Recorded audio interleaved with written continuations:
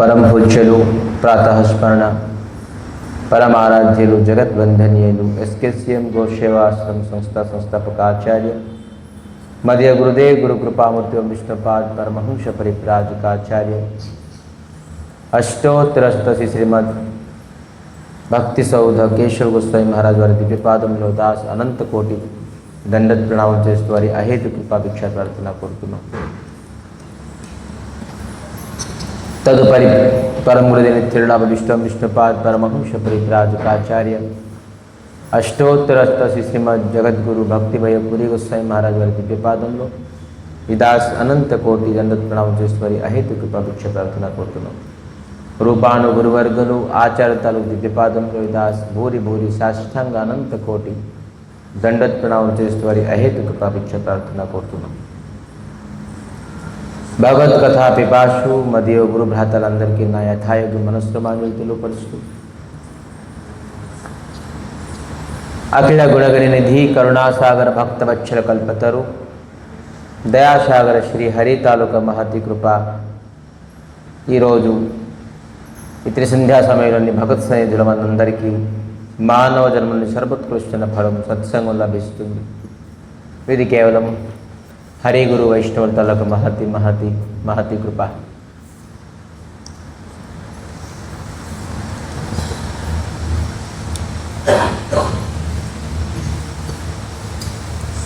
శ్రీ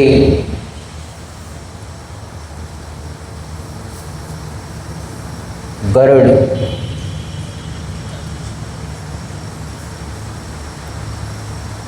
ఆశ్రమానికి ప్రవేశం మాత్రమే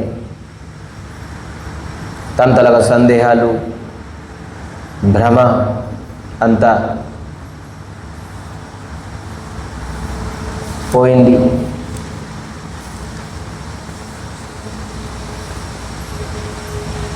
మరి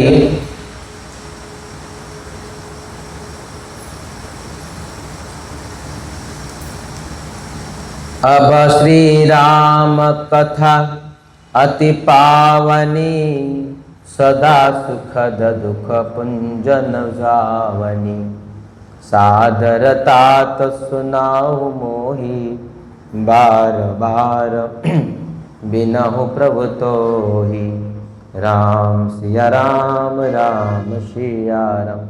अति विनम्रमुगा గరుడ మహారాజ్ కాకభూషణుడికి నాకు ఇప్పుడు రామకథ వినడానికి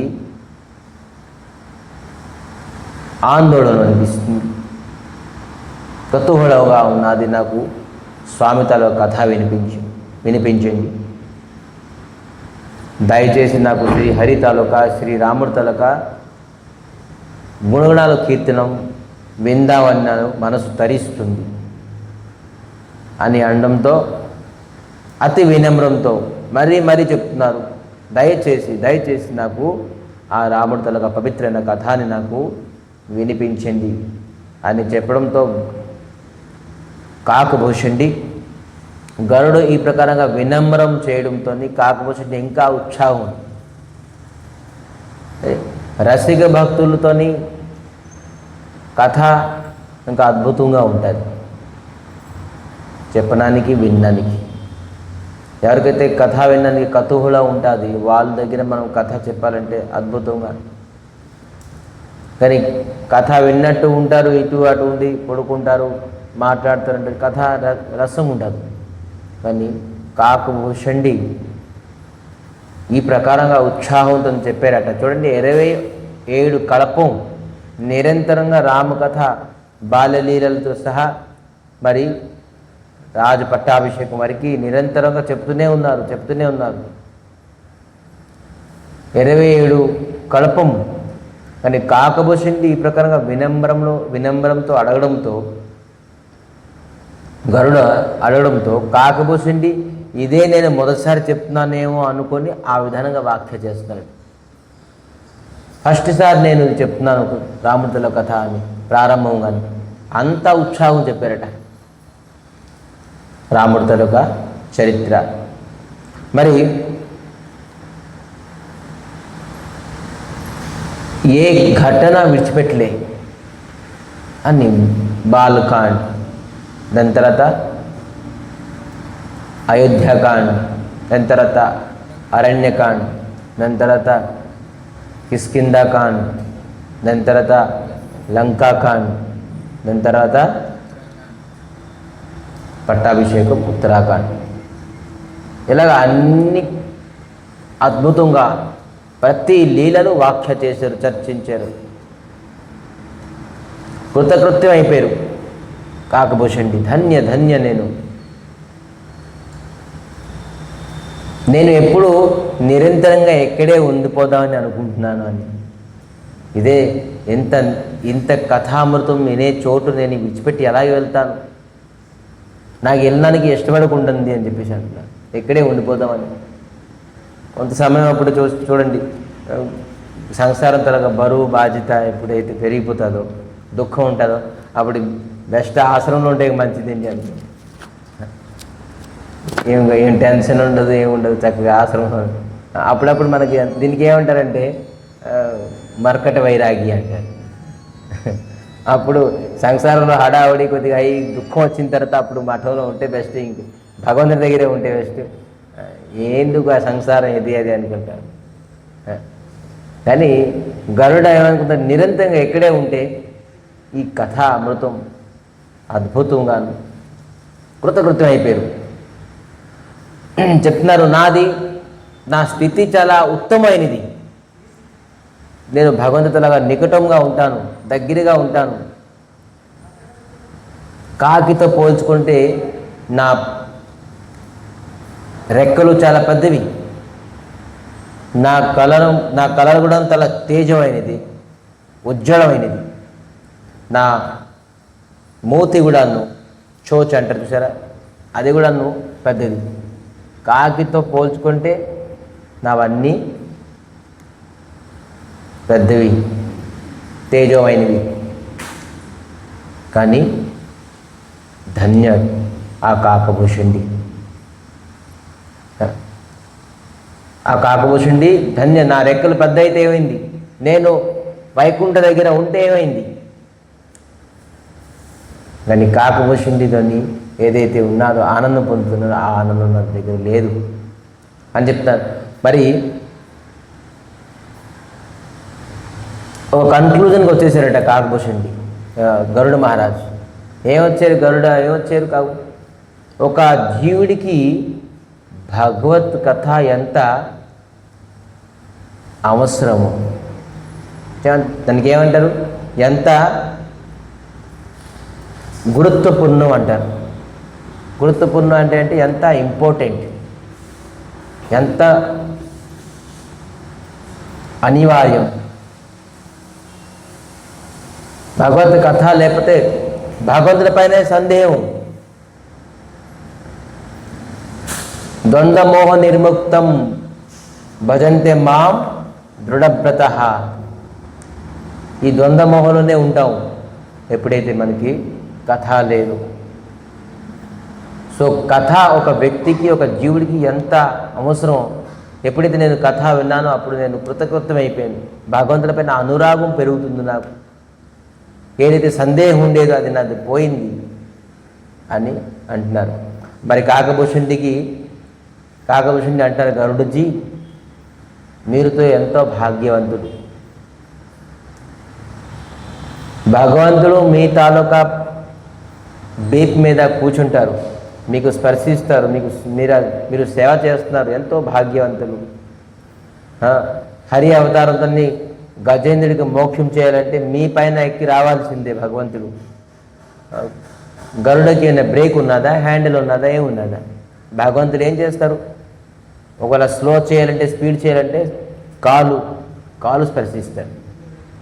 కాలుతోనే ఇండికేషన్స్ ఇస్తారు. గరుడికి లెఫ్ట్కి వెళ్ళాలా, రైట్కి వెళ్ళాలా, లేకపోతే స్పీడ్కి వెళ్ళాలా, స్లోకి వెళ్ళాలి. నిరంతరంగా భగవంతుల యొక్క పాదపద్మం మీ శరీరానికి స్పర్శించి ఉంటుంది. మీరు ఎంతో భాగ్యవంతులు అని కాకభూషుడి గరుడకు అంటున్నారు. నేను ఎంత దగ్గరగా ఉండే కూడాను నేను అనుభవించలేపాను, అది నేను తెలుసుకోలేపాను అని గరుడ అంటున్నారు. కాకభూషణుడి నా శరీరం తేజం మీకన్నాను, కానీ నువ్వు నల్లగా ఉన్నా ఏమైంది, నీ హృదయం ఎంతో తెల్లగా ఉన్నది, నీ హృదయం చాలా ఉజ్వలంగా ఉన్నది, నీ హృదయంలోని భగవంతుడు ఉన్నారే, అది గొప్ప విషయం. చూడండి, కాకి గొప్పదవుతారా ఎప్పుడైనా? కాకి ఎవరైనా పెంచుకుంటారా? మిగతా పక్షులకైనా ఎవరికైనా ఉంచుతారు, పెంచుతారు, కానీ కాకిని చూసి తగులేస్తారు. కాకిని ఎవరు పెంచుకోరు, కానీ కోతి అరే కోతిలాగా ఉన్నామని చెప్తారు. ఎవరైనా తగులు పెడితే ఏదైనా కోతిలాగా ఉన్నామంటారు. చూడు, కోతి శ్రేష్టం అయిపోయింది, కాకి శ్రేష్టం అయిపోయింది. దేనికి? అర్థం చేసుకున్నారా?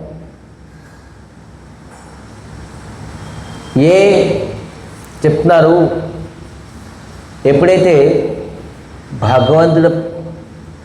భగవంతుడి గురించి మనం ఏడలేదు, అటువంటి కళ్ళు వేస్ట్, అటువంటి హృదయం వేస్ట్, అటువంటి శరీరం వేస్ట్ అంటున్నారు. గురు అనుగ్రహం వల్ల ఒక వ్యక్తికి భగవంతుడి గురించి ఏడాలనిపిస్తారు. భార్య గురించి, భర్త గురించి, పిల్లల గురించి, అందముల గురించి, ఆస్తుల గురించి, అంతస్తుల గురించి మనం నిరంతరంగా నిత్యం ఏడుస్తూనే ఉంటాం. దేని గురించి ఏడలేదు చెప్పండి? ఇది ఏడుస్తాం, ఇది నాది, నా ఇల్లు, నా భార్య, నా పిల్లలు, నా వాకులు, నా ఉద్యోగం, నా ప్రాపర్టీ, నాది అని ఒక్కనాడైనా నా హరి అని ఎప్పుడైనా మనకు మనసు ద్వారా వచ్చిందా? ఎప్పుడు నా హరి అని చెప్పేసి ఒక్కనాడు మన ఊరికినే మాట వరుసగా నావుడు, నా మనవుడు, నా కొడుకు, నా నా నా అని చెప్పేసి అనుకున్నాం, కానీ ఎప్పుడు కూడా మాట వరుస కూడా నా హరి అని చెప్పేసి, నా కృష్ణుడు అని చెప్పేసి ఒక్క మాట ఒక్కసారైనా మనం అనలేదు భగవంతుడికి. కానీ అన్నీ నశ్వరమైనది. మరి చెప్తారు, గరుడ మహాజ్ఞాని గుణరాశి. మహాజ్ఞాని అనేక గుణాలతో ఉండే వ్యక్తి. మరి ఏమంటున్నారు? హరి సేవక అతి నికట నివాసి. హరి సేవకుడు మరి అతి నికటం అంటే దగ్గర ఉండే వ్యక్తి. కానీ ఏమంటారు మళ్ళీ? గయహు మోర సంశయ నానా భ్రమ అని. భ్రమాలన్నీ భ్రమ అంతా ఏంటి? సందేహాలు అన్నీ పోయి నానా సందేహం అని చెప్తున్నారు. అనేక సందేహాలు పోయి నాలించి ఎప్పుడైతే నేను భగవద్భక్తుల్ని, భగవద్గీతల కథాన్ని ఆశ్రయించాను, ఇది అంతా గరుడ తలక అనుభూతి కాకభూషణుడికి చెప్తున్నారు. భగవంతుడు శరీరంకు చూడరు, జాతికి చూడరు, కులంకు చూడరు, ధనానికి చూడరు, అందానికి చూడరు. అందమైతే కాకి ఏమందం, కోతి ఏమందం, కానీ వీళ్ళు ఎందుకు కోతి, బానరులు, కాకి ఎంత ఆనందంగా, ఎంత దగ్గరగా అయిపోయారు భగవంతుడికి, ఎంత అనురాగం ఎలాగ పొందారు వీళ్ళకి. కాకభూషణ్ గరుడు అడిగారట, మీరుతో 27 కల్పం వరకు కాకి రూపంగానే ఉన్నారు, మీకు తలుచుకుంటే అనేక శరీరం పొందగలరు ఆ సాధన బలం, మరి కాకిలాగా ఎందుకు ఉన్నారు మీరు? గరుడు అడిగారట, మీ కాకి శరీరం పైన మీకు ఎంత ఆసక్తి ఎందుకు? మీరు మీరుతో సిద్ధ అయిపోయారు, మీరు ఏదైనా రూపం తీసుకొని చక్కగా మీరు వీళ్ళందరికీ హరికథ చెప్పొచ్చు కదా, మీరు కాకిగా ఎందుకు ఉన్నారు అని అన్నారు. ఒకవేళ వేరే రూపం తీసుకుంటే ఇంకా వేరే ఆశ్రయం తీసుకుంటారు కథకి అంటే. గరుడ కాకి అంటున్నారు, లేదు చెప్తున్నారు, నేను ఏహి తన రామ భకతి మోపాయి తాతే మహి మమతా అధికాయి. ఈ శరీరంలోనే నేను రాముడిని పొందాను, అందుకే ఈ శరీరం అంటే నాకు ఎక్కువ ఇష్టం. ఏహి తాతే మహి మమతా అధికాయి, అందుకే నాకు ఈ శరీరం పైన ఎక్కువ మమత. ఎందుకంటే ఈ శరీరంలోనే నేను రఘునాథుడికి పొందాను. రఘునాథుడు నాకు ఈ శరీరం నుంచి స్వీకరించారు. గురుగారు నేను బ్రాహ్మణుడిగా వెళ్ళి నాకు స్వీకరించలేదు, శాపం ఇచ్చారు కాకి అయిపోయి చెప్పేసి. నేను కాకి ఎప్పుడైపోయినప్పుడు నాకు స్వీకరించారు. సో అందుకే నాకు ఈ శరీరం అంటే ఎక్కువ ఇష్టం అంటారు. ఈ కాకి కాదు, నేను నాకు భగవంతుడిగా బాల్యలీలాలని వ్యాఖ్య చేశారు, బాల్య రూపాన్ని దర్శించారు, మరి లీలాలని ఇన్వాల్వ్ కూడా చేసేసారు. ఆ లీలాలని నేను ఒక పాత్రను కూడా అయిపోయాను, రాముడితో నేను ఆడుకున్నట్టుగా చేసేసారు. వాళ్ళు చెప్తున్నారు కాకభూషణుడికి గరుడ అంటున్నారు, మీరు ధన్యులు,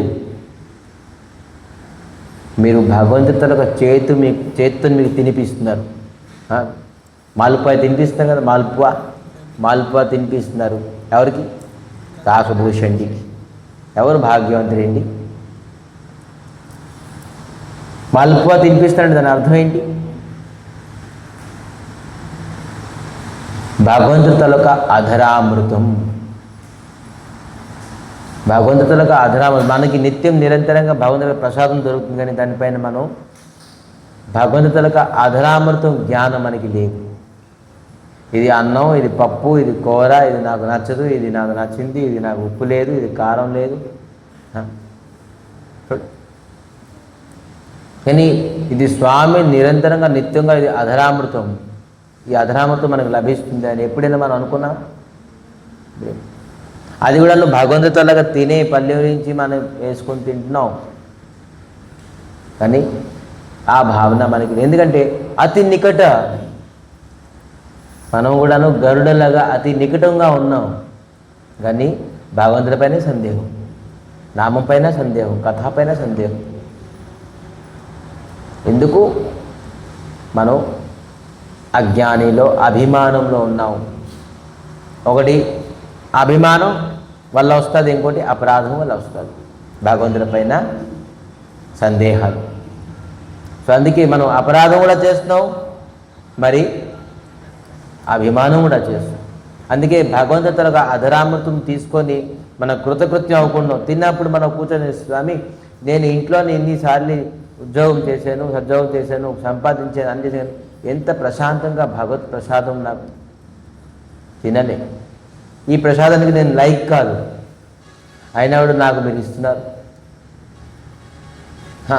ప్రసాదం అంటే ఏంటంటే మనం అది అన్నం పప్పు అనుకుంటున్నాం, ఎలాగ ఇంట్లో తిని కూర్చొని తింటున్నాం, మరి అదే అనుకుంటున్నాం. జడ వస్తువు అని అనుకుంటున్నాం, ఇది ఒక చిన్మయ వస్తువు అని అనుకుంటున్నాం. శరీరం తరక భగవంతు తరక అధరామృతం అనుకుంటున్నాం. ఏంటి ఎప్పుడైనా మనస్ఫూర్తి రెండు చేతులు జోడించేసి ప్రసాదాన్ని నమస్కరించాం మనం? ఇది స్వామి తరక అధరామృతం. ఏ అధరామృతం గురించి దేవి పార్వతి కొన్ని వేల సంవత్సరాలు తపస్సు చేశారు. అతి నికటం అయి కూడా మనం భగవంతుల భావనల నుంచి దూరం అయిపోతుంది. భగవంతుడు మన అతని సేవ ఇచ్చారు, అతను నామం ఇచ్చారు, అతని తరకు అధరామృతం ఇచ్చారు, అయినా కూడా మనం భాగ్యవాన్ జీవులను అనుకుంటున్నాం. ఎందుకు? మన అభిమానం, మన సేవ అపరాధం వల్ల. ఎప్పుడైతే మనం సత్సంగాన్ని ఆశ్రయిస్తామో అప్పుడు ఆ ప్రసాదం చూసి భగవత్ నామాన్ని చూసి మనకు అనిపిస్తుంది వాస్తవం ఎంతో దుర్లభం. మనం మహా అయితే ఇంట్లో ఉంటే, లేకపోతే ఉద్యోగం చేస్తే, లేకపోతే సంసారం చేస్తే, బ్రహ్మచారి గురించి చెప్తున్నాను, మనం మహా అయితే ఏం సంపాదించగలం? మహా అయితే మనం ఏం ఆనందాన్ని అనుభవించగలగాలి? కానీ ఇక్కడ అద్భుతమైన ఆనందాన్ని, సుఖాన్ని, భాగ్యాన్ని భగవంతుడు మనకి ఇచ్చారు, కానీ ఆ విలువ మనం తెలుసుకోలేకపోతాం. సో ఇదే విడంబన. విడంబన అంటే ఏంటి? ఇదే మూర్ఖత్వం, జీవుడి తాలూకా మూర్ఖత్వం. సో ఇది అనగాను గరుడ కాకభూషణుడికి చూసి కృతకృత్యమై హరికథ విని, కాకభూషణుడి గరుడకి మీరు గొప్ప అంటున్నారు, మరి గరుడ ఏమొచ్చో కాకి మీరు గొప్ప అని అనుకున్నారు. ఈ ప్రకారంగా వ్యాఖ్య చేసుకుంటూ చెప్తున్నారు. స్తోయి పావన సై సుభగ శరీరా ఎహి తను పావ భజియా రఘుబీరా.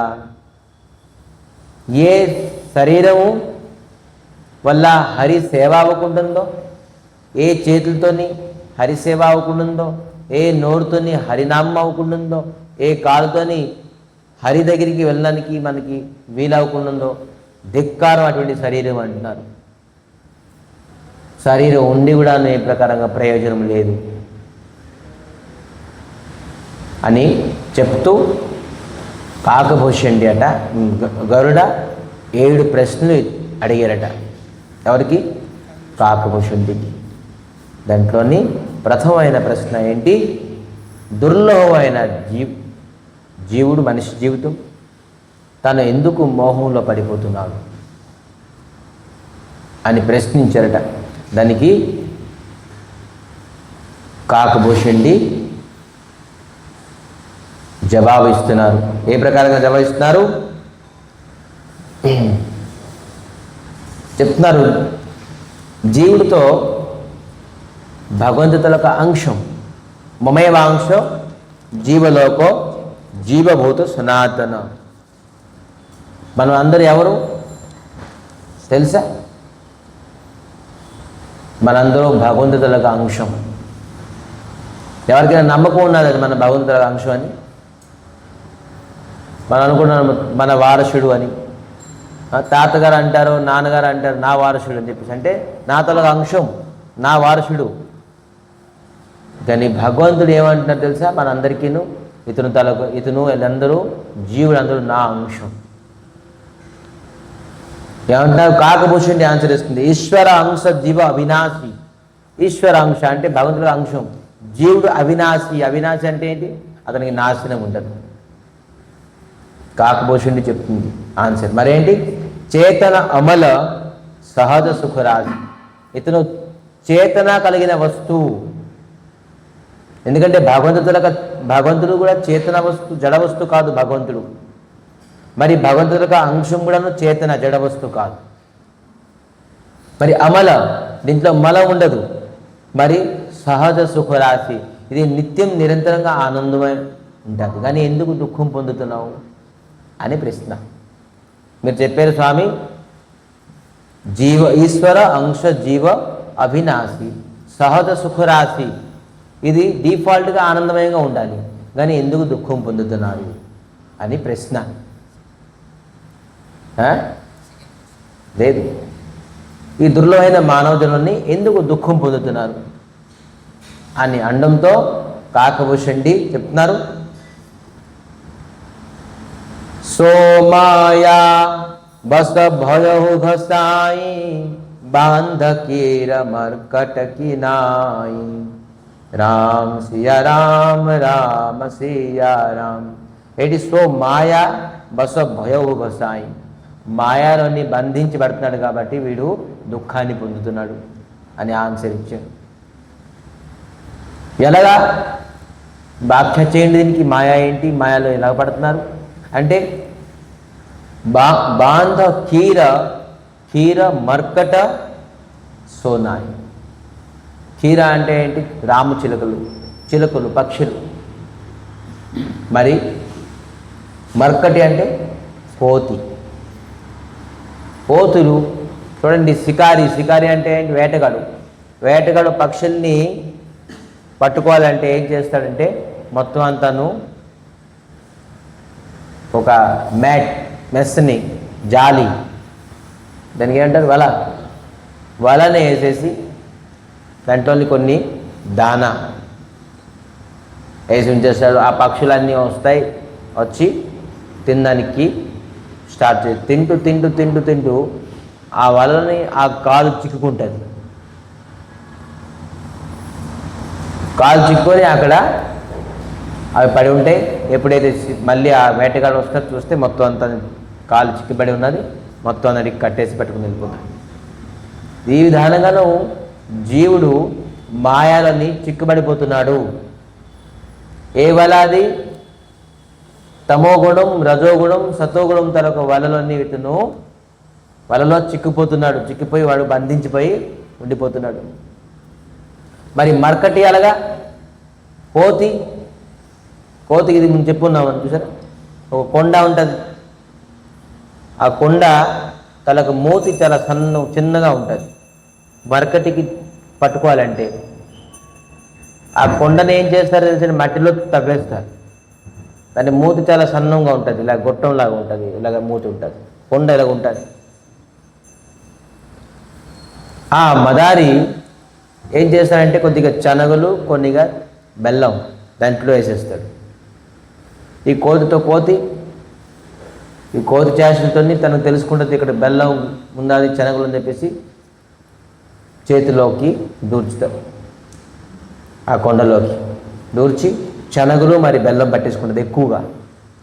ఎవరో తీసేసుకుంటారు అని చెప్పేసి ఎక్కువగా పట్టేసుకుంటారు. ఆ బెల్లంని శనగలు పట్టుకొని లాగేసేపటికి లాక్ అయిపోతుంది. మూత ఎంతే ఉందిగా, ఇది పట్టుకున్నప్పుడు ఎంత అయిపోయింది, లాగుతుంది.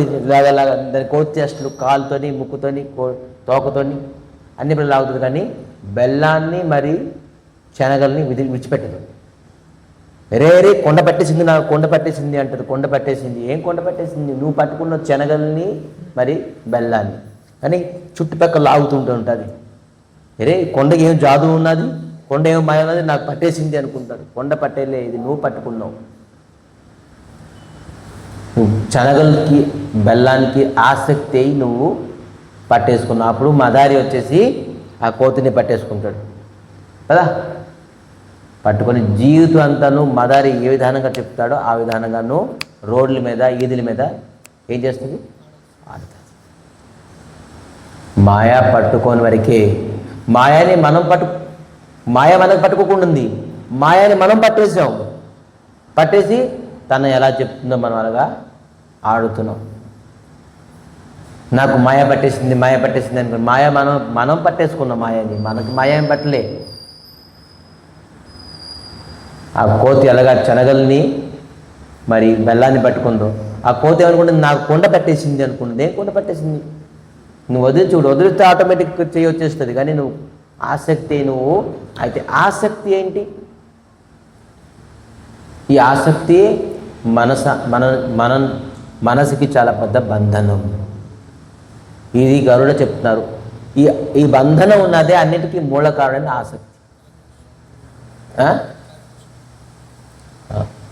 సో ఈ ఆసక్తి ఎలాగపోతుంది? ఆసక్తి నై జాసక్తి. ఈ ఆసక్తి ఎక్కడే అవుతుంది, ఎలాగ పడుతుంది? మనస్సుకి ఆసక్తి. మనసులో ఆసక్తి పోయిందంటే మోక్షం పొందుతాం. మనసులో ఒక ఆసక్తి వస్తే అది బంధనం. మనేవో బంధన ముఖ్య కారణం. మనసే బంధనానికి విముక్తికి కారణము. అయితే ఈ మనసు ఆసక్తి నుంచి ఎలాగా బయటకు వస్తుంది అని చెప్పేసి చెప్తున్నారు. అయితే ఆసక్తి వల్లే వస్తుంది అని చెప్పి చెప్తున్నారు గరుడు కాకభూషణుడు. ఎందుకు? శరీరం తిన్నప్పుడు తినకుండా ఉండగలదా, తాగకుండా ఉండగలదా, పొరుకోకుండా ఉండగలదా? ఖచ్చితంగా శరీరానికి కావాల్సిన వస్తువులు శరీరానికి ఇచ్చేసేయాల్సిందే. అలాగే మనసుకి ఇచ్చాల్సిందే ఆసక్తి. అది ఆసక్తి చేయకుండాను ఎప్పుడూ ఉండదు. ఖచ్చితంగా మనసు ఎవరికైనా అట్రాక్ట్ అవుతూనే ఉంటుంది. ఎప్పుడు ఇతనిపైన, ఇప్పుడు అతనిపైన, ఇప్పుడు ఎక్కడిపైన ఖచ్చితంగా ఆసక్తి అవుతుంది. వాడు ఎంత అందవికారమైనాడు, నీ అందవాడైనాడు, నువ్వు ఎంత మూర్ఖుడైనాడు, నువ్వు ఎంత ధనవంతుడు అనుకోండి, ఏదనుకోండి, ఎప్పుడైతే మనసు ఫ్రీగా ఉన్నదో వాడు ఖచ్చితంగా ఎవరిపైన ఆసక్తి అయిపోతుంది. దీనికి ఫ్రీగా ఉంచడం కూడా కరెక్ట్ కాదు. ఖచ్చితంగా ఈ మనసుకి ఆసక్తి అవ్వాల్సిందే. ఎవరిపైన ఆసక్తి అవుతాడో అది రఘునాథ్ పాదపద్మాల దగ్గర, కృష్ణతలగ పాదపద్మాల ఎప్పుడైతే ఆసక్తి అయిపోతాడో అప్పుడు ఇది బతికిపోతుంది. లేదంటే ఖచ్చితంగా ఎవరిపైన ఆసక్తి అవుతూనే ఉంటుంది. ఈరోజు ఇవాళ ఇతనిపైన ఆసక్తి చూడండి. ఫర్ ఎగ్జాంపుల్గా మీరు చిన్నప్పుడు పెన్సిల్ పైన ఆసక్తి అయ్యాం. ఇప్పుడు ఆ విషయం అనుకుంటే మనం నవ్వుకుంటా, అరే నువ్వు చిన్నప్పుడు మీ అన్నయ్యకి పెన్సిల్ గురించి కొట్టేసేవరా, ఇంకో ఇప్పటికీ మచ్చ ఉన్నది మీ అన్నయ్యకి చూడు అదే. నేను నమ్మరు. పెన్సిల్ పైన ఆసక్తి కొట్టేస్తాం మనం. ఇప్పుడు అది మనకి ఏమనిపిస్తుంది, ఒక ఫుల్లిష్ అనుకుంటాం. పెన్సిల్ పైన ఏంటి ఆసక్తి ఉంది. అదే ఇప్పుడు ఏదైతే మనం ఆసక్తి అవుతున్నామో ఇంకో 20 years తర్వాత దీనిపైన ఎంత ఆసక్తి అయ్యామా. సో ఏ సమయంలోని మనం ఆసక్తి అవుతామో అదే మనకు పెద్ద గొప్ప అనుకుంటాం. పుస్తకాలపైన ఆసక్తి అయ్యాం, దాని తర్వాత గర్ల్ ఫ్రెండ్ పైన ఆసక్తి అయ్యాం, దాని తర్వాత వివాహం చేసిన తర్వాత పత్ని పైన ఆసక్తి అయ్యాం, దాని తర్వాత పిల్లలు పుడితే పిల్లలపైన ఆసక్తి అయ్యాం. ఎవరిపైన ఆసక్తి అవ్వలేదు, మనం జీవితం అంతా ఆసక్తి అయ్యవచ్చు.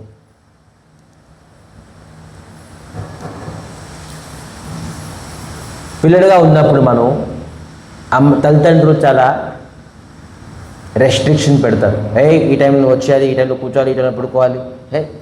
ఇది ఇక్కడ నేను చక్కగా చదువు అయిపోయిన తర్వాత మంచి మార్కులు తెచ్చి ఉద్యోగం చేసిన తర్వాత నేను హ్యాపీగా ఉంటాను, ఫ్రీడమ్గా ఉంటాను, చక్కగా బండి అన్నీ తెచ్చు.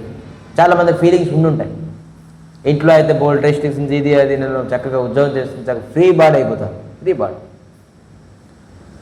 ఉద్యోగం చేస్తాడు, డబ్బు సంపాదిస్తాడు, దాని తర్వాత కొన్ని రోజులు సాగిన తర్వాత పెద్ద మాయ వివాహం అవుతాడు. వివాహం అయిన తర్వాత సుఖం పొందుతాను నేను చెప్పేసి అనుకుంటాడు. వివాహం అవుతాడు. దాని తర్వాత పిల్లలకి అంటే నేను సుఖం అంటే చెప్పి పిల్లలకి అంటాడు. పిల్లలకి అంత తర్వాత వీరికి మంచిగా చదువు వస్తే వీరికి సమాజంలో మంచి ప్రతిష్ట తెప్పిస్తాను, నాలాగా అవ్వకూడదు ఇతను ఈ పిల్లలు అని చెప్పేసి వీడికి మంచి స్కూల్లోని చదివించేసి మంచి కష్టపడి స్కూల్ ఫీజులు అని చేస్తారు. పిల్లల భవిష్యత్తు గురించి కష్టపడతారు. ఆ పిల్లలు భవిష్యత్తు ఉద్యోగం అయిన తర్వాత వాళ్ళకి పెళ్ళి, వాళ్ళకి పిల్లలు, ఇవన్నీ పైన మనం ఇదైతే సుఖపడతాను, అదైతే సుఖపడతాను, ఎలాగైతే సుఖపడతాను, ఎలాగైతే జీవితం అంతా సుఖపడతాను, ఇదైతే సుఖపడతాను చెప్పేసి అనుకుంటే చిట్ట చివరికి దేనికి సుఖపడతాను చెప్పి చావు వస్తే సుఖపడతాను అని. ఎందుకు చావు రాకుంటుంది నాకు చూసే. అప్పుడు అన్ని నొప్పులే, కాళ్ళు నొప్పులు, కీళ్ళ నొప్పులు, గొంతు నొప్పులు, అన్ని నొప్పులు. మరి చనిపోయినప్పుడు ముసలప్పుడు ఏముండదు. రేపు చాలామంది యూత్కే నొప్పులు వచ్చేస్తున్నాయి, తలనొప్పులు, వీధి నొప్పులు. ఒక గంట సేపు ఎండలో తిరిగి వస్తే ఇంక కళ్ళు తిరిగిపోతుంది. ఇంకా ముసలైతే బాడీలోని అన్ని అంగాలు నొప్పితోనే ఉంటుంది. అప్పుడు ఏమనుకుంటావు, నాకు ఎప్పుడు చావు వస్తే బాగుండు అని. అరే ఇప్పుడు జీవితం ఇలా చేస్తే బాగుంది, ఇలా చేస్తే బాగుంది, ఇలా చేస్తే బాగుంది. ఇప్పుడు చావు గురించి ఆలోచిస్తున్నాను, ఎందుకంటే మరి నో ఆప్షన్. చచ్చిపోతే బాగుందేమో అని చావు గురించి ఎదురు చూస్తాం. చిన్నప్పటి నుంచి మనం బతుకుదాని గురించి మనం ఎదురు చూస్తుంటామే. ఇదైతే బాగుంటుంది, ఇదే లాస్ట్కి ఏమవుతుంది, చావు గురించి ఎదురు చూస్తాం. ఇదే జీవితం తరగ విడంబన, మూర్ఖత్వం, ఇదే ఆసక్తి. చెప్తున్నారు, జడ చేతన గ్రంథి పడిగయి యద్యపి నృష छूटत కఠినాయి. జడ మరి చేతనకి ఈ ప్రకారంగా ముడి పడిపింది. ఈ ముడి తీయడానికి మనకు అనేక జన్మలు, అనేక శరీరాలు అవసరం వస్తుంది.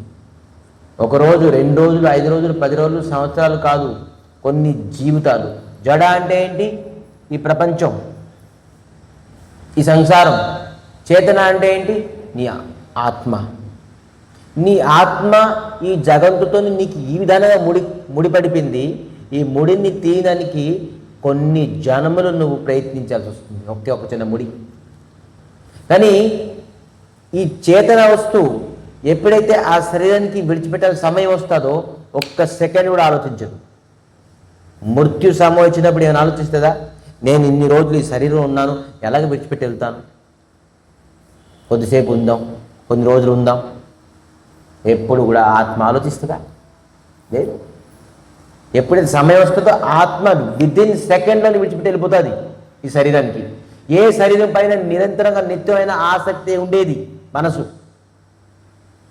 ఈ చేతన వస్తువు ఒక్క సెకండ్ని కూడా ఉండదు ఈ శరీరం. ఎంత పెద్ద అమూల్యమైన శరీరం అయినా కూడాను, ఎంత ధనవంతుల శరీరం అయినా కూడాను, మీరు ఎంత ప్రయత్నించిన ఈ చేతన అనేది మీరు ఎంతైతే రాసి ఉన్నదో అంతవరకు ఇతను ఉంటుంది. దీని తర్వాత ఒక్క సెకండ్ కూడా ఉండదు. ఒకవేళ ఈ జడ చేతన శరీరం మరి ఆత్మతో సంబంధం అంతా ఉన్నదనుకోండి, ఎందుకు నిరంతరంగా కలిసి వండుకుంటున్నారు? ఆత్మ విడిచిపెట్టి ఎప్పటికీ వెళ్ళకూడదు కదా శరీరం, ఎందుకు వెళ్తుంది? ఒకవేళ అంత ఘనిష్ఠమైన బంధనం ఉంటే, అంత ప్రీతి ఉంటే, అంత మమకారం ఉంటే, అంత స్నేహం ఉంటే, ఎప్పుడు కూడా ఆత్మ శరీరానికి విడిచిపెట్టి వెళ్ళకూడదు కదా, ఎందుకు వెళ్తుంది?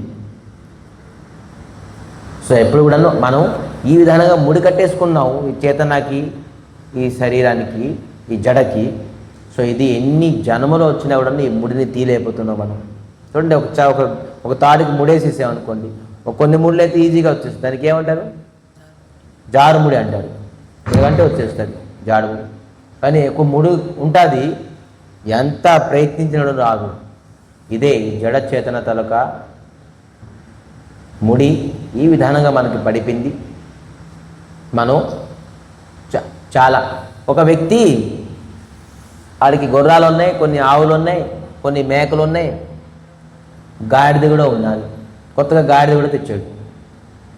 మేకలు ఉన్నాయి, ఆవులు ఉన్నాయి, గొర్రెపోతులు ఉన్నాయి, గుర్రాలు ఉన్నాయి. నా దగ్గర ఒక గాడిదని వచ్చినా కూడా బాగుందని చెప్పి గాడిదని తీసుకొచ్చాడు. కానీ ఆ రోజే గాడి తీసుకొచ్చాడు కాబట్టి ఆడికి కన్ను లేదు. అక్కడ కొత్తగా గాడి తీసుకొచ్చాడు, కన్ను లేదు, అంటే కట్టుకోవడానికి తాడు లేదు. సరే ఏం చేద్దాం? ఒకవేళ ఇతనికి పొద్దున్న రాత్రి అయిపోయింది, ఇప్పుడు అక్కడ కన్ను దొరకదు. ఈ రాత్రి అంతా ఈ గాడిద కొత్తగా వచ్చింది, అక్కడికి వెళ్ళిపోయిందంటే మళ్ళీ బాధ, కొనుక్కొని తీసుకొచ్చాను. ఏం చేద్దాం అయితే? అక్కడ పక్కన భజన చేస్తున్నాం, హరే కృష్ణ హరే కృష్ణ కృష్ణ కృష్ణ హరే రామ్ హరే రామ్ రామ్ రామ్ హరే. అతనికి అడిగి, రే స్వామి, నీ దగ్గర ఏమైనా తాడు ఉందా? దేనికయ్యా? ఈ గాడిది కడతాను. గాడిది కట్టని తాడు కావాలి నీకు? మరి ఇప్పుడు కొత్తగా వచ్చింది, ఈరోజు రాత్రి మేము కాసుకొని కూర్చోలేను కదా, ఇది అక్కడికి వెళ్ళిపోతుంది. గాడిద కట్టడానికి తాడు అవసరం లేదు, నేను చెప్పించేయి, అది అలాగా ఉంటుంది. ఈ గాడిద తీసుకెళ్ళు, ఒక కొయ్య ఉంటుంది సరే, కొయ్యకి కడతారా? కొయ్య అంటారు దానికి. ఆ కొయ్య దగ్గర తీసుకెళ్ళి నువ్వు ఊరికి ఏం చేస్తావంటే తాడుని గాడిదకి కట్టినట్టుగా నటించు. ఇలాగ 2 సార్లు తిప్పేసి ముడి నువ్వు ఎలా కడతావు కన్నికి, అలా కట్టినట్టుగా నువ్వు గాడిదకి తీసుకొని వెళ్ళి ఆ కొయ్య దగ్గర తీసుకెళ్ళాడు. ఊరికినే జస్ట్ ఇలా మెడ మీద తాడు కట్టినట్టుగా కింద ముడేసినట్టుగా చేసేసాడు. ఆ గాడిద అక్కడే కొయ్య దగ్గర నిల్చొని కదలకుండా వదులుకోండి, ఎందుకంటే నాకు కట్టేసాడు. చూస్తాడు గంటకి వెళ్తుందా లేదా, అలాగే నిల్చుంది. చక్కగా నిర్భయంగా పడుకున్నాడు. పొద్దున్న లేచి చూస్తే గాడిదకి అలాగే ఉన్నాడు. హరే మరే మంచి చిట్టుగా ఇచ్చాడు సాధు, అలా కట్టేసి ఉన్నాడు. ఎక్కడికి వెళ్ళలేదు. గుర్రాలకి విడిచిపెట్టేశాడు, ఆవులకి విడిచిపెట్టేశాడు. ఎక్కడికి? మేతకి తీసుకెళ్తారుగా, ఆవుల్ని విడిచిపెట్టేసి గొర్రెలు విడిచిపెట్టేసి అన్నీ వెళ్తున్నాయి. గాడిద పద వెళ్దామంటే గాడిద అక్కడ ఆ పొయ్యి దగ్గర నిల్చుంది. అరే కదలదు మొదలదు, ఏం చేయదు, దీనికి కట్టలేదు, అలాగే ఉన్నది. మళ్ళీ స్వామి ఏం మంత్రం, ఏం చిటికా చేశాను, ఎలాగ కట్టేశాను అని చెప్పేసి కట్టేశాను, అది రాకుండా కూర్చోకుండా బయటికి వెళ్ళకుండా అలాగే ఉన్నది, అక్కడ పొయ్యి దగ్గరే ఉన్నది. ఇది ఏంటి విచిత్రమైనది, ఏ మంత్రం కాదు తంత్రం కాదు, ఎలా కట్టావు? నేను ఎలాగెలా అని చెప్పేసి కట్టాను. అలాగే రివర్స్కి చెప్పేసి మళ్ళీ గాడి దగ్గరికి వెళ్ళాడు. సరే చూద్దాం, ఆ తాడు ఏ విధానంగా కట్టినట్టుగా ఊరికి నటించాడు, అలాగే రివర్స్ గాను చేసేసి విడిచిపెట్టాడు. అప్పుడు గాడి వెళ్ళడం స్టార్ట్ అయ్యింది. అరే నాకు ఇప్పిస్తాడు, వెళ్ళిపోతానని చెప్పేసి పరిగెడు. అంటే ఈ కథలని తెలుసుకోవాల్సిన వస్తువు ఏంటంటే, మన ఊరికినే బంధనంలో ఉన్నామని అనుకుంటున్నాం. ఇది నా రెస్పాన్సిబిలిటీ, ఇది నా డ్యూటీ, ఇది నేను చెయ్యాలి, ఇది నేను చేయకూడదు. ట్రైన్లో వెళ్తున్నాం, నేను చెప్పానుగా, ట్రైన్లో మనం వెళ్తున్నాం ఒక పెద్ద మూట పట్టుకొని. అరే అక్కడ ఢిల్లీకి తీసుకెళ్ళాలి నేను. అరే ట్రైన్లో వెళ్తున్నావు, పక్కన ఎక్కడ పెట్టేసినా ఈ సామాన్లు వెళ్ళిపోతుంది నీతో పాటు. ట్రైన్లో కూర్చొని నీ మూటను పక్కన పెట్టేస్తే లేదండి పోతుంది, ఎక్కడికి వెళ్ళిపోతుంది ఇది మూట. నువ్వు ఉన్నప్పుడు చక్కగా ఈ మూట పక్కన ఉంచుకోవచ్చు కదా. ఇది మూటని మోస్తున్నావు, ఎందుకు? నేను మోయిపోతే ఇది ఢిల్లీ వరకు వెళ్ళు. ఆ ట్రైన్లో కూర్చున్నాడు, మళ్ళీ ఆ ట్రైన్ ఢిల్లీకి వెళ్తుంది. ఇతను ఏమనుకున్నారు, ఈ మూటని నేను మోస్తాక ఢిల్లీ వరకు వెళ్తుంది. నిన్ను మోసింది ట్రైను, నీ మూటను కూడా మోస్తుంది ట్రైనే. ఈ భగవంతుడు నీ జీవితానికి, నీ సంసారానికి అన్నిటికీ మోసేవాడు అతనే భరిస్తున్నాడు, అతనే ఇవన్నీ నడిపిస్తున్నాడు. నువ్వు అనుకుంటున్నావు పెద్ద నేను సంసారం నడిపేస్తున్నాను, కొండ నెట్టుకున్నట్టుగా ఫీలింగ్. చూసారా, ముందు అట్లాస్ కంపెనీ తన అడ్వర్టైజ్మెంట్ ఉండేది. మొత్తం ప్రపంచాన్ని ఎత్తినట్టుగా ఒక సైకిల్ పెట్టుకుని ఉంటాడు, ప్రపంచాన్ని ఎత్తినట్టుగా ఫీలింగ్ అయిపోతుంటాడు వాడు. నువ్వేం మోస్తావు? నువ్వు మోయగలవా? ఒక గంట సేపు 1 కిలో రాయిని మోయి చూద్దాం. ఒక కిలో ఎక్కువ కాదు. అరే ఎంత బరువు ఏంటి సంసారం, ఎంత బరువు ఏంటి, ఎంత కష్టం ఏంటి మొయ్యగలని చెప్పి చెప్తున్నావు. ఒక కిలో రాయిని నువ్వు ఒక గంట చెప్పి మనం మోసినట్టుగా అనుకుంటున్నాం. ఆ గాడిదలుగా నాకు కట్టేసని చెప్పి అనుకుని అలాగ ఉన్నాదో మనం అలాగ బంధంలోనే అలా ఉన్నాం. విముక్తి అవడానికి పెద్ద విచిత్రమైనది కాదు, మేము విముక్తి అవ్వగలం. అయితే సంసారం మనదే అనుకుంటున్నాం కాబట్టి, ఆ కొయ్యలన్నీ నన్ను కట్టేయడం అనుకుంటున్నాం కాబట్టి మీరు విడుదల అవ్వలేకపోతున్నారు. రాకపోతే అయితే విడుదల ఈ సుఖం ఏంటి? అరే సంసారం ఎప్పుడైతే మీద అనుకున్నారో, నేను చేస్తాను అనుకున్నారో, నా బాధ్యత అనుకున్నారో, అప్పటి వరకు మీరు ఎప్పుడు కూడా విముక్తి పొందలేరు. ఇది భగవంతుడు ఇచ్చింది, భగవంతుడిని నిర్వహిస్తారు ఎప్పుడైతే భగవంతుడి పైన నమ్మకం ఉంటుందో. చూడండి, నరలీల చేసినప్పుడు భగవంతుడు తనకి అనేక పావులతో బంధనం అయిపోయారు. కానీ అది ఎప్పుడైతే గరుడ చూసారో, అరే భగవంతుడు ఎలగపడి ఉన్నారేంటి, ఇదేం భగవంతుడు చూసారా, సందేహం అయిపోయింది. ఎప్పుడు సందేహం పోయింది? ఎప్పుడైతే భగవంతుడి కథాన్ని ఆశ్రయించారో, భక్తుడిని ఆశ్రయించారో. ఆ భక్తుడు అతి నిమ్నం అయినా కూడా చూడండి, నిమ్నం అయినా కాకి అయినా కూడాను ఆశ్రయించాడు. మనకి ఎవరైతే కథ చెప్తున్నారో, మనకి ఎవరైతే భగవత్ సేవలోని భగవత్ కథ చెప్తున్నారో, అతడు ఎంత నిమ్నం అయినా కూడాను, జాతిలోని కులంలోని ఆలోచనలోని దేంట్లో నిమ్నమైనా మనకి కథ చెప్తున్నారు. అతని పైన మనం ఆసక్తి, భగవంతుడి పైన ఆసక్తి మనం ఎప్పుడైతే ఉంటామో మనం ఖచ్చితంగా విముక్తి. అయితే అతని కథ చెప్పిన పైన నమ్మకం లేకపోతే, ఇప్పుడు కాకు భూషిణ పైన నమ్మకం లేకపోతే గరుడికి ఈ సందేహాలు పోదునా? ఈ సందేహాలు ఎప్పుడు పోదు. అందుకే చెప్తున్నారు ఇది ఒక విచిత్రమైనది, ఈ సంసారానికి వెయ్యి విచిత్రం అని చెప్పేసి చెప్తున్నారు. దీనికి అర్థం చేసుకోలేము. అందుకే ఈ సందేహాలు పోవాలంటే, ఈ కష్టం పోవాలంటే ఫస్ట్ మనం ఆసక్తి రఘునాథ్ తాలూకా పాదపద్మలోనే అవ్వాలి. ఎప్పుడైతే భగవంతుడి గురించి మనం ఏడలేదో, భగవంతుడి పాదపద్మలో మనకు అనురాగం రాలేదో, అప్పటి వరకు మనం ఖచ్చితంగాను అనేక జీవితాలతో, అనేక శరీరాలతో, అనేక కష్టాలతో మనం ఖచ్చితంగా ఉండవలసిందే. కానీ ఒకటే, ఈ మనిషి జన్మమే కేవలము మనం రఘునాథుల పాదపద్మాలని అనురాగాన్ని పొందగలం. అది కూడాను గురు అనుగ్రహంతో. గురువు అనుగ్రహం లేకపోతే ఎన్ని జన్మము అతను కాకబోసండి, ఎన్ని జన్మలు ఎత్తారు, లాస్ట్కి బ్రాహ్మణుడు కూడా ఎత్తారు, అయినా కూడా పొందలేదు. కతుములో ఉండేది, నేను రఘునాథ కథ వింటాను, అయినా కూడా పొందలేదు. కానీ ఎప్పుడైతే గురు అనుగ్రహం చేశారో, హరికథ చెప్పారో, అప్పుడు భగవంతుడి పైన నమ్మకము, విశ్వాసం, మరి భగవంతుడితో ఒక లీల ప్రత్యేకంగా దర్శించుకున్నారు. మరి ప్రత్యేకంగా లీలాలని ఇన్వాల్వ్ అయిపోయారు. సో అందుకే ఈ ఆసక్తి అనేది మనం ఏం చేయాలి? భగవంతుడి యొక్క పాదపద్మలోని ఉంచాలి.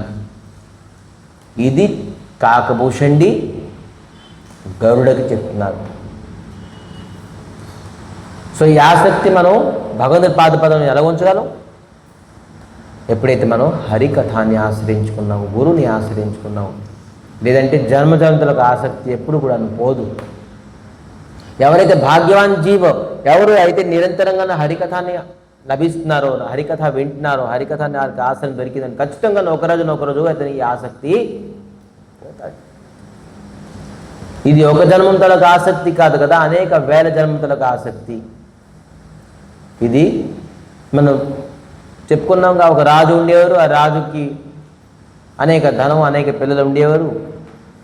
ఆ రాజు ఒక జ్యోతిష్కుడికి అడిగారు, బాబు నేను నెక్స్ట్ జన్మ ఏమవుతుందో తెలుసా, చెప్పగలవా నువ్వు? చెప్పగలవు. ఏంటవుతుంది? కానీ మీరు తిట్టుకోకూడదు, నాకు కొట్టకూడదు. ఏమైంది? రాజు వాడు ఏదైనా చేయగలడు. సరే చెప్పండి, మీరు పంది అవుతారు. అరే రాజు, నేను ఎందుకు పంది అవుతాను? అరే మీ తలకు కర్మ వాళ్ళకు ఉన్నది, మీ జాతకం వాళ్ళకు ఉన్నది, ఖచ్చితంగా పంది అవ్వాల్సిందే. నేను రాజుగా బతికి బంగారం తలక మంచంలో పడుకొని, బంగారం తలక కంచంలో తిని నేను ఇలాగా ఉన్నాను, నేను పంది ఒకటేసారి అవుతే నేను ఎలాగ బతుకుతాను? అయ్యా ఒక పని చేయండి, నాకు ఏం చేయండి? ఎలా చేయాలి? నువ్వు ఒకవేళ నీ జీవితం తాలూకా తీరాన్ని నువ్వు చేంజ్ చేస్తే ఖచ్చితంగా నువ్వు మారవచ్చేమో అని చెప్తే, అలా కాదయ్యా, జీవితం తీరే కాదు, కానీ నేను పంది నుంచి ఎలాగ బయటికి రాగలను? ఒక పని చెయ్యి, నువ్వు రఘునాథుల పాదపద్మలోని అనురాగం పెంచుకో అని చెప్పడంతో దానికి అతనికి ఎక్కలే. ఏం ఎక్కుతారు? ఒకవేళ పందిగా పుడితే ఎక్కడ పుడతాను తెలుసా నీకు? ఆపరేషన్ ఇస్తున్నాను తెలుస్తుంది, అది కూడా. మరి నేనే ఆ పందిని తెలుస్తుందా? తెలుస్తుంది.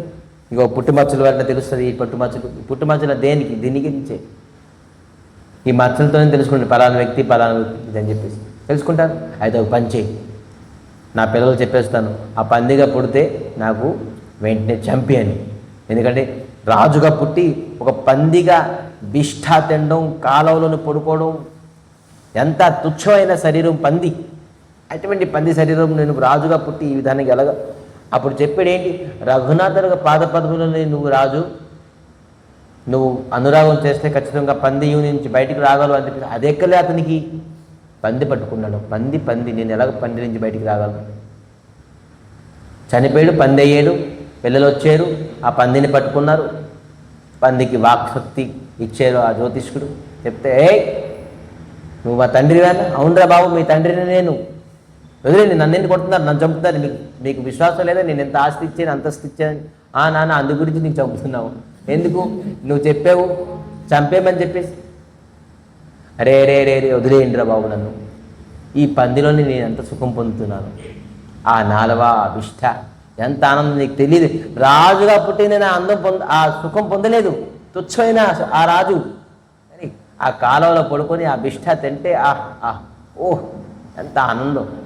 నాకు ఆ పంది శరీరం వచ్చిన వరకు నాకు తెలియలేదు ఈ పంది శరీరం ఎంత ఆనందం. రాజుగా ఆసక్తి, పందిగా ఆసక్తి. ఏ శరీరంని ఆ శరీరాన్ని అతను ఆసక్తి ఉంటారు. అన్నిటికంటే ఆసక్తి ఏంటంటే మోహం ఏంటంటే ఈ శరీరం పైన.